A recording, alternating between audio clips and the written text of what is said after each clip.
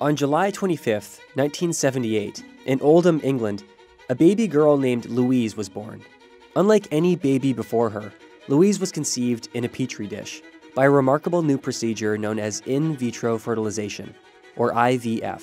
Since then, millions of so-called test tube babies have been born. Today, 1 in 60 American births is thanks to IVF and other fertility treatments, which have spawned a booming new industry in many different countries. But are fertility businesses making promises they can't keep? Sacha Nauta can help answer that. She's the public policy editor at The Economist. So there's a lot going on in the fertility industry. Firstly, you're seeing a lot of growth in people seeking out IVF treatments. IVF provides a valuable option for people who, for whatever reason, are unable to conceive. But there's another emerging market. There's quite a lot of exciting stuff going on around so-called fertility preservation. That's freezing of egg or sperm cells for IVF in the future, often years later. Egg freezing is a relatively new procedure and was officially considered experimental in America until 2012. It's actually aimed at sort of millennials, people in their 20s who aren't thinking about having babies at all, but who might want to preserve the idea of having kids. It opens up the idea that as a person at sort of peak fertility in, say, your mid-20s, you can take your cells, put them on ice, and in theory, take them out whenever suits you and when you're ready to have a baby. This is what egg freezing businesses appear to promise, a chance to put parenthood on ice, which appeals to young people who are increasingly interested in having children later, for a variety of reasons. What clinics sell you tends to be time, or women's empowerment, or taking control of your destiny. All of these things that, chime with what younger women right now would like to have. And women are increasingly buying in. The number of egg freezing procedures has grown rapidly over the past decade. The process isn't cheap.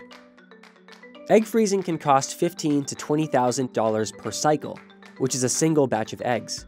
It often requires multiple cycles to increase chances of success. Egg freezing and similar services are part of the burgeoning women's health industry dubbed femtech, and are attracting plenty of interest from investors. So we've seen a lot of particularly private equity money go into the sector, as well as venture capital into the more early stage stuff.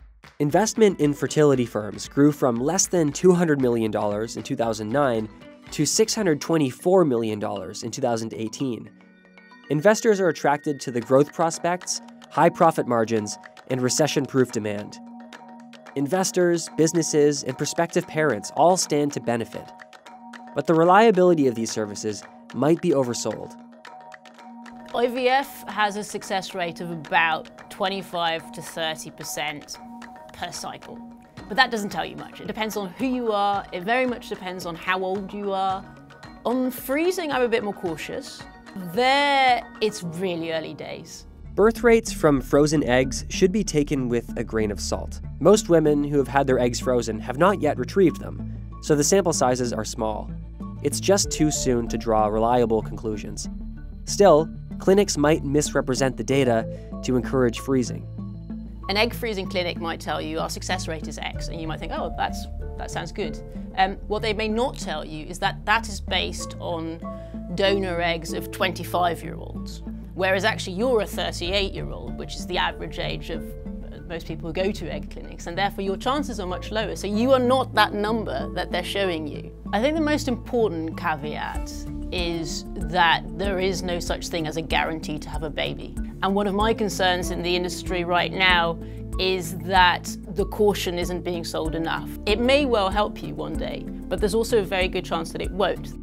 There's also a lack of sufficient regulation of fertility services, especially in America.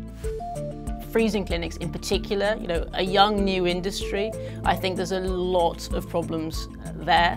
There have been a few quite well published scandals around loss of these cells, loss of embryos. I think about who they could have been and what they would have been like, and so yeah, those were our future children. And what we're seeing right now is when these kind of dramatic things do happen, it's clear that it's a totally under-regulated sector where there are no clear standards for how you look after these cells. So what's needed from the fertility sector? It's honesty. It is just more honesty about the limits of the science, honesty about the costs, and yes, more investment in R&D, which is, I think, a great thing. There is still so much more to explore and so much room for improvement around these treatments, and clearly a growing market.